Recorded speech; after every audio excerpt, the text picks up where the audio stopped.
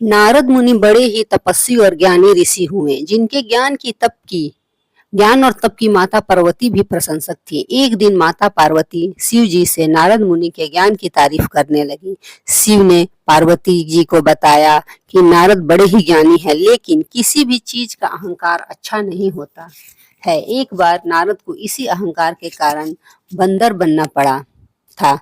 यह सुनकर माता पार्वती को बहुत आश्चर्य हुआ। उन्होंने श्री शिव भगवान से पूरा कारण जानना चाहा। तब श्री शिव ने बतलाया, इस संसार में कोई कितना ही बड़ा ज्ञानी हो, लेकिन श्री हरि जो चाहते हैं वो उसे बनना ही पड़ता है। नारद को एक बार अपने इसी तप और बुद्धि का अहंकार हो गया था। इसलिए नारद को सबक सिखाने के लिए श्री विष्णु को एक युक्ति सूझी। हिमालय पर्वत में एक बड़ी पवित्र गुफा थी। उस गुफा के निकट ही गंगा जी बहती थी। वह परम पवित्र गुफा नारद जी को अत्यंत सुहावने लगी। वहां पर के पर्वत, नदी और वन को देख करके उनके हृदय में श्री हरि विष्णु की भक्ति अत्यंत बलवती हो उठी और वे वहीं बैठकर तपस्या में लीन हो गए।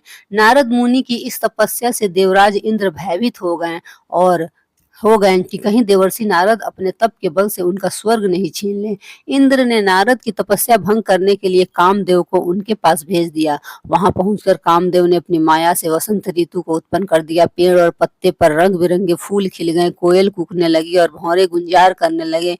कामाग्नि को भड़काने वाली शीतल मंद सुगंध सुहावनी हवा चलने लगी। रंभा आदि अप्सराएं नाचने लगी, किंतु कामदेव की किसी भी माया का नारद मुनि पर कुछ भी प्रभाव नहीं पड़ा। तब कामदेव को डर सताने लगा कि कहीं नारद मुझे श्राप न दे दे, इसलिए उन्होंने श्री नारद से क्षमा मांगी। नारद मुनि को थोड़ा भी क्रोध नहीं आया और उन्होंने कामदेव को क्षमा कर दिया। कामदेव वापस अपने लोक में चले गए। कामदेव के चले जाने पर नारद मुनि के मन में अहंकार हो गया कि मैंने कामदेव को जीत लिया। वहां से वे शिव जी के पास चले गए और उन्हें अपने कामदेव को हराने का हाल कह सुनाया। भगवान शिव समझ गए कि नारद को अहंकार हो गया है। शंकर जी ने सोचा कि यदि इनके अहंकार की बात विष्णु जी जान गए तो नारद के लिए अच्छा नहीं होगा। इसलिए उन्होंने नारद से कहा कि तुमने जो बात मुझे बताई है उसे श्री हरि को मत बताना। नारद जी को शिव जी की यह बात अच्छी नहीं लगी। उन्होंने सोचा कि आज तो मैंने कामदेव को हराया है और वे भी किसी को नहीं बताऊं। नारद जी क्षीर सागर पहुंच गए और शिव जी के मना करने के बाद भी सारी कथा उन्हें सुना दी। भगवान विष्णु समझ गए कि आज तो नारद को अहंकार ने घेर लिया है। अपने भक्त के अहंकार को वो सह नहीं पाते। इसलिए उन्होंने अपने मन में सोचा कि मैं ऐसा उपाय करूंगा कि नारद का घमंड भी दूर हो जाए और मेरी लीला भी चलती रहे। नारद जी तब श्री विष्णु से विदा होकर चले तो उनका अभिमान और भी बढ़ गया। इधर श्री हरि ने अपनी माया से नारद जी के रास्ते में एक बड़े ही सुंदर नगर को बना दिया। उस नगर में शील निधि नाम का वैभवशाली राजा रहता था। उस राजा की विश्व मोहिनी नाम की एक बहुत ही सुंदर बेटी थी, जिसके रूप को देखकर लक्ष्मी भी मोहित हो जाए। विश्व मोहिनी स्वयंवर करना चाहती थी, इसलिए कई राजा उस नगर में आए। नारद जी उस नगर के राजा के यहाँ पहुंचे तो राजा ने उनका पूजन करके उन्हें आसन पर बैठाया। फिर उनसे अपनी कन्या की हस्तरेखा देखकर उसके गुण दोष बताने के लिए कहा। उस कन्या के रूप को देखकर नारद मुनि वैराग्य भूल गए और उसे देखते ही रह गए। उस कन्या की हस्तरेखा बता रही थी कि उसके साथ जो विवाह करेगा वह अमर हो जाएगा। उसे संसार में कोई भी जीत नहीं सकेगा और संसार के समस्त जीव उसकी सेवा करेंगे। यह बात नारद मुनि ने राजा को नहीं बताई और राजा को उन्होंने अपनी ओर से बनाकर कुछ और अच्छी बातें कह दी। अब नारद जी ने सोचा कि कुछ ऐसा उपाय करना चाहिए कि यह कन्या मुझसे ही विवाह करें।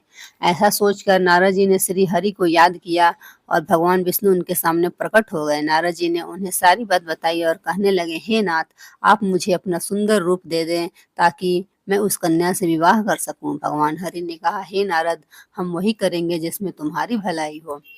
यह सारी विष्णु जी की ही माया थी। विष्णु जी ने अपनी माया से नारद जी को बंदर का रूप दे दिया। नारद जी को यह बात समझ में नहीं आई। वो समझे कि मैं बहुत सुंदर लग रहा हूँ। वहां पर छिपे हुए शिव जी के दो गण भी इस घटना को देख लिया। ऋषिराज नारद तत्काल विश्व मोहिनी के स्वयंवर में पहुंच गए और साथ ही शिव जी के वे दोनों गण भी ब्राह्मण का रूप बनाकर वहां पहुंच गए। वे दोनों गण नारद जी को सुनाकर कहने लगे कि भगवान ने इन्हें इतना सुंदर रूप दिया है कि राजकुमारी सिर्फ इन पर ही रिझेगी। उनकी बातों से नारद जी मन ही मन बहुत खुश हुए। स्वयं भगवान विष्णु भी उस स्वयंवर में एक राजा का रूप धारण कर आ गए। विश्व मोहिनी ने कुरूप नारद की तरफ देखा भी नहीं और राजा रूपी विष्णु के गले में वरमाला डाल दी। मोह के कारण नारद मुनि की बुद्धि नष्ट हो गई थी। राजकुमारी द्वारा अन्य राजा को वरमाला डालते देख वे परेशान हो उठे। उसी समय शिव जी ने गणों ने ताना कसते हुए कहा, नारद जी से कहा, जरा दर्पण में अपना मुंह तो देखिए। मुनि ने जल में झांक कर अपना मुंह देखा तो अपनी कुरूपता देखकर गुस्सा हो उठे।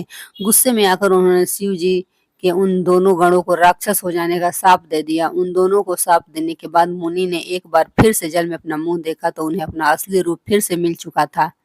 नारद जी को अपना असली रूप वापस मिल गया था, लेकिन भगवान विष्णु पर उन्हें बहुत गुस्सा आ रहा था, क्योंकि विष्णु के कारण ही उनकी बहुत ही हंसी हुई थी। वे उसी समय विष्णु जी से मिलने के लिए चल पड़े। रास्ते में ही उनकी मुलाकात विष्णु जी से हुई। उनके साथ लक्ष्मी जी और विश्व मोहिनी भी थी। विश्व मोहिनी से हो गई। उन्हें देखते ही नारद जी ने कहा, आप दूसरों की खुशियां देख ही नहीं सकते, आपके भीतर तो ईर्ष्या और कपट ही भरा हुआ है। समुद्र मंथन के समय आपने श्री शिव को बावला बनाकर विष और राक्षसों को मदिरा पिला दिया और स्वयं लक्ष्मी जी और कौस्तुभ मणि को ले लिया। आप बड़े ही धोखेबाज और मतलबी हो, हमेशा कपट का व्यवहार करते हो। हमारे साथ जो किया है उसका फल जरूर पाओगे। आपने मनुष्य रूप धारण करके विश्व मोहिनी को प्राप्त किया है, इसलिए मैं आपको साफ देता हूँ कि आपको मनुष्य जन्म लेना पड़ेगा। आपको हमें स्त्री से दूर किया है, इसलिए आपको भी स्त्री से दूरी का दुख सहना पड़ेगा। और आपने मुझको बंदर का रूप दिया, इसलिए आपको बंदरों की से ही मदद लेनी पड़े। नारद के साप को श्री विष्णु ने पूरी तरह स्वीकार कर लिया और उन पर से अपनी माया को हटा लिया। माया के हट जाने से अपने द्वारा दिए साप को याद करके नारद जी को बहुत दुख हुआ, किंतु दिया गया साप वापस नहीं हो सकता था। इसलिए श्री विष्णु को श्री राम के रूप में मनुष्य बनकर अवतरित होना पड़ा। शिव जी के उन दोनों गणों ने जब देखा कि नारद अब माया से मुक्त हो चुके हैं, तो उन्होंने नारद जी के पास जाकर और उनके चरणों में गिरकर कहा, हे मुनिराज, हम दोनों शिव जी के गण हैं। हमने बहुत बड़ा अपराध किया है, जिसके कारण हमें आपसे शाप मिल चुका है। अब हम अपने शाप से मुक्त करने की कृपा करें। नारद जी बोले, मेरा शाप झूठा नहीं हो सकता, इसलिए तुम दोनों रावण और कुंभकर्ण के रूप में महान ऐश्वर्यशाली बलवान और तेजवान राक्षस बनोगे और अपनी भुजाओं के बल से पूरे विश्व पर विजय प्राप्त करोगे। उसी समय भगवान विष्णु राम के रूप में मनुष्य रूप धारण करेंगे। युद्ध में तुम दोनों उनके हाथों से मारे जाओगे और तुम्हारी मुक्ति हो जाएगी। धन्यवाद दोस्तों। जय श्री राम।